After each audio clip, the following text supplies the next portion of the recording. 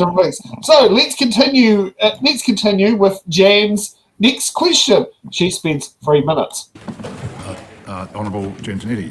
Thank you. And so that points to the fact that there isn't a lot of research, if any, that actually shows that. And that is a big concern when we're making such a big change to our system. And our system in New Zealand has already completely devolved, as the Minister knows, and that is one of the issues that we have within the system, is that we have the individual boards of trustees who are making complete independent decisions on a daily basis, and that makes change, as I'm sure the Minister is becoming well aware of, completely difficult to actually put in place from the centre. So I really would like to know, before I hand over to my colleague and Camilla Balich and to Dr Zunan as well, I really would like to know what other aspects did the Minister take into account other than charter schools, knowing that the research is really dicey. What else did the Minister look at that would create the change that we want to see within the education system? Surely that when you're looking at such a big change, there would be, and this never came through at any point, so I'm genuinely asking this. I really don't have a sense of what else the Minister has actually looked at in this space. I don't have an understanding of the research of other areas that the Minister looked at to create the change. The Minister, you talk about choice a lot. There are other ways of creating choice, and in fact one of the submitters at Select Committee who was in favour of the charter schools talked about, well, we wouldn't need to go down this track if we looked more closely at the special character provisions within the Act, which I thought was a very interesting, and I took that on board myself actually. So I would like to know, did you take that on board, Minister? What did you look at in this space? Did you look at other ways that we could do this without such a big change to the system that I know many people and many academics will tell you will only devolve the system more, that is already creaking because of that devolvement? How, totally take on board some of the ideas around diversity within the system, but that could happen within the system itself. So really want an understanding, Minister, from you is what else you looked at in that space before I hand to my colleagues. And his answer. The Honourable Minister. I can only reiterate the second reading was the time to debate the policy that the House agreed to, a policy of introducing charter schools. If a member has specific reference to the legislation, the wording of it, and whether it gives effect to the policy decision that the House has already agreed to, very happy. But I note this is the second time the member's taken a call and she hasn't mentioned a single clause of the legislation. And he hasn't answered a single fucking question. So this brings up a really important issue that I did want to talk about tonight, and this is about our Board of Trustees. Mm-hmm. And there's this very specific piece in this legislation that Jan didn't actually raise during that call, but it relates to something called the National Educational Learning Priorities, and that's something that is quite specific, and it relates to the instruction that comes from the Ministry of Education to our Board of Trustees.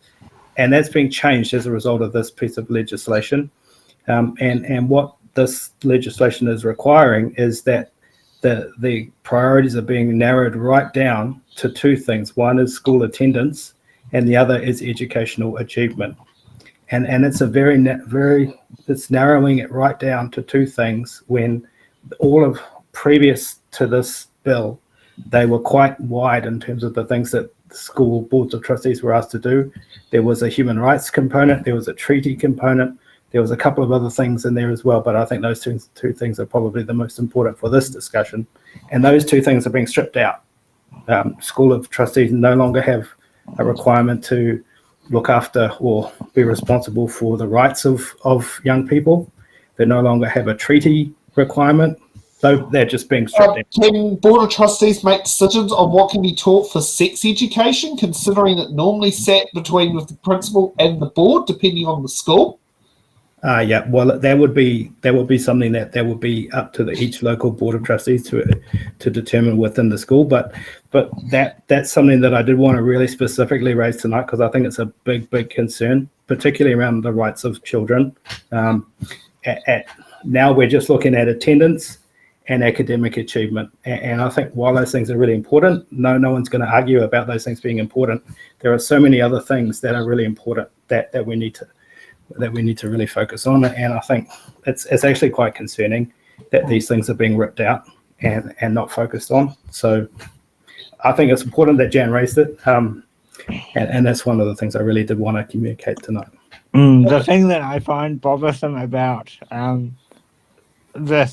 our legislation and the coalition's legislation in general when it comes to education is we see more of David Seymour than we do of the actual education minister, and that's very concerning that we see. She's too busy. She's doing immigration.